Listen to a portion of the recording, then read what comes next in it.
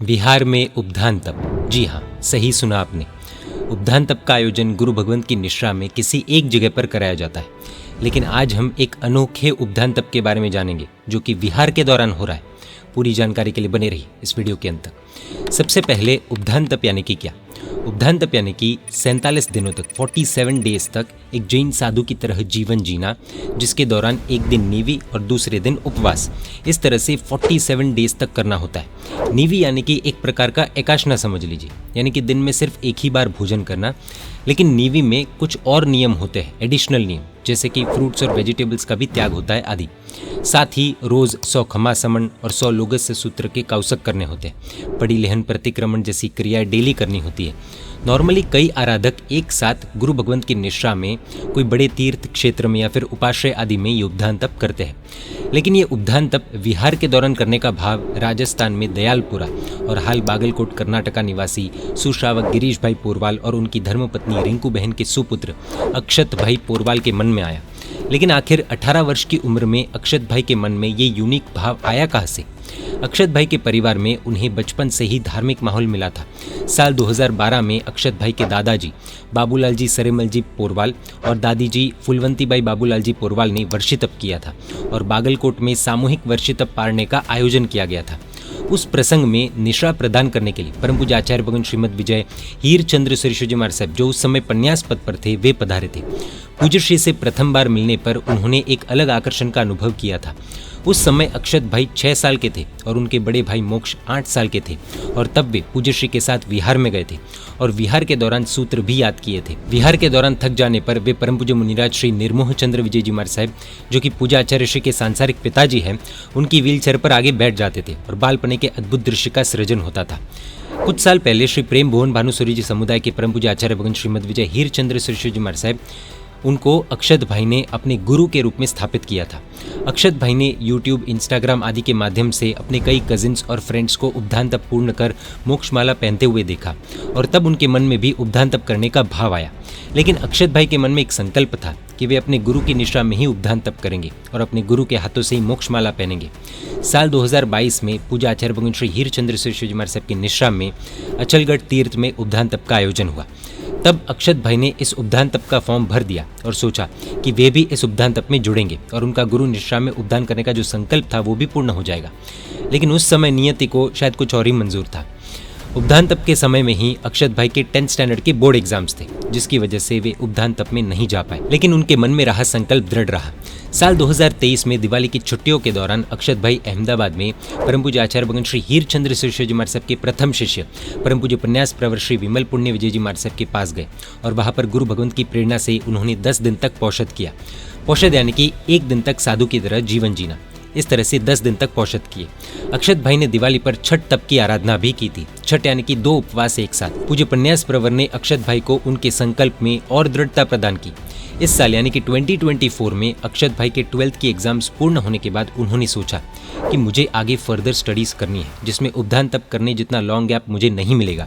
इसलिए 12th के vacations के गैप के दौरान ही उपधान तप करने से अच्छा चांस नहीं मिलेगा। अक्षत भाई ने अपने परिवार वालों से बात की कि उन्हें 12th के वेकेशंस के दौरान ही उपधान तप करना है। परिवार वालों ने उन्हें पूछा कि पूज्य आचार्य भगवान श्री हीर चंद्र सरस्वती जी महाराज साहब की निश्रा में कहीं पर उपधान तप का आयोजन हो रहा है क्या?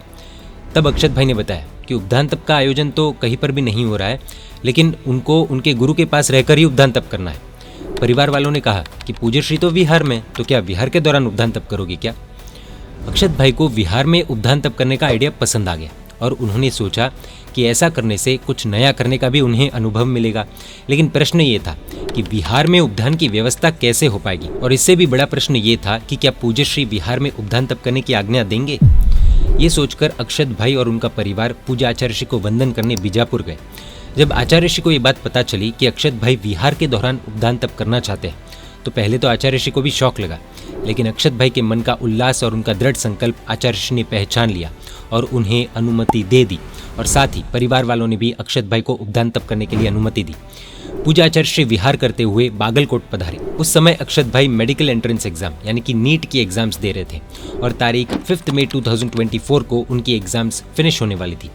पूज्य श्री ने अक्षत भाई को 10 मई 2024 यानी कि अक्षय तृतीया आखा तीज पर उपधान तप में प्रवेश करने का मुहूर्त और मोक्षमाला का मुहूर्त प्रदान किया। एग्जाम्स फिनिश होते ही अक्षत भाई भी पूज्य श्री के पास चले गए। आखा तीज यानी कि 10 मई के दिन विजयनगर के HB हल्ली में अक्षत भाई ने उल्लासपूर्वक उपधान तप में प्रवेश किया। पूज्य आचार्य श्री ने अक्षत भाई को प्रेरणा की थी कि वे हर क्रिया प्रमाद का त्याग करके खड़े खड़े ही करें, और प्रथम 2 दिनों में जब अक्षत भाई ने देखा कि उपधान में इतनी क्रियाएं करनी पड़ती है और उन्होंने कभी घर पर इतना सब कुछ एक साथ किया नहीं था, इसलिए तीसरे ही दिन उन्हें बुखार आ गया। लेकिन गुरु भगवंत की हर आज्ञा का पालन उन्होंने किया। ऐसा करते हुए 4 से 5 दिन बीत गए। असली परीक्षा तो विहार के दौरान शुरू होने वाली थी। अक्षत भाई को शुरू में लगा था कि उन्होंने पहले कई बार गुरु भगवंतों के विहार में भाग लिया है तो विहार बहुत इजीली हो जाएगा, लेकिन HB हल्ली से पहला विहार शाम के समय 8 किलोमीटर का था। विहार के अंत में उन्हें थोड़ी मुश्किलें हुई और जब स्थान पर पहुंचे तब अक्षत भाई को अपने पैरों में कुछ अजीब महसूस हुआ। उन्होंने एक साधु भगवंत को बताया तो साधु भगवंत ने देखा कि अक्षत भाई के पैर में वाटर रिटेंशन यानी कि पानी भर गया था, क्योंकि वे कभी भी नंगे पैर इतना नहीं चले थे। आगे और विहार करना था, इसलिए उनके पैरों में से पानी निकाला गया। उस समय अक्षत भाई के मन में डाउट आया कि क्या उनसे ये उपधान तप हो पाएगा, लेकिन देव गुरु कृपा से उनका मनोबल बढ़ा और उन्हें विश्वास हो गया कि उपधान तप पूर्ण हो सकता है, हो जाएगा। इतना ही नहीं, एक और कठिन परीक्षा अक्षत भाई के साथ हुई। एक दिन सुबह 13 किलोमीटर का विहार था और उस दिन उन्हें उपवास भी था। अक्षत भाई की वजह से अगले दिन सभी महात्माओं को लंबा विहार न करना पड़े, इसलिए उन्होंने गुरु भगवंत से कहा कि अगर शाम को भी विहार करना है तो उन्हें कोई दिक्कत नहीं है। और उस दिन शाम को 15 किलोमीटर का विहार किया और विहार के बाद भी सभी क्रियाएं खड़े खड़े ही की, वो भी उत्साह और उल्लास के साथ। कितना भी विहार हो, अक्षत भाई विहार के बाद 100 खमासमन, 100 लोगस के काउसग, ऋषिमंडल स्तोत्र आदि कर पूरी मुड का पचकान पूर्ण उल्लास और उत्साह के साथ करते हैं। अगले दिन सुबह 8 किलोमीटर का विहार किया और स्थान पर पहुंचने के बाद निवी की। निवी में भी 25 से 30 आइटम से नहीं, लिमिटेड आइटम से ही की, वो भी संयोजना का त्याग करते हुए निवी की। संयोजना मतलब जैसे हम दाल और चावल मिलाकर खाते हैं, रोटी सब्जी के साथ मिक्स करके खाते हैं, उसे संयोजना कहते हैं। और उसका त्याग यानी कि दाल अलग से और चावल अलग से खाना, यानी कि मिक्स किए बिना खाना, रोटी अलग से और फिर सब्जी अलग से। नीवी में संयोजना का त्याग करने की प्रेरणा अक्षत भाई को पूज्य आचार्य श्री की वांछनाओं के द्वारा मिली, जिसमें एक बार पूज्य श्री ने बताया था कि उनके मुनि मंडल में परम पूज्य मुनिराज श्री मेघरत विजय जी महाराज साहब है, जिन्होंने उनकी दीक्षा के समय में कई सालों तक संयोजना के त्याग का नियम लिया था। इस तरह से अक्षत भाई विहार के दौरान उपधान तप की आराधना कर रहे थे।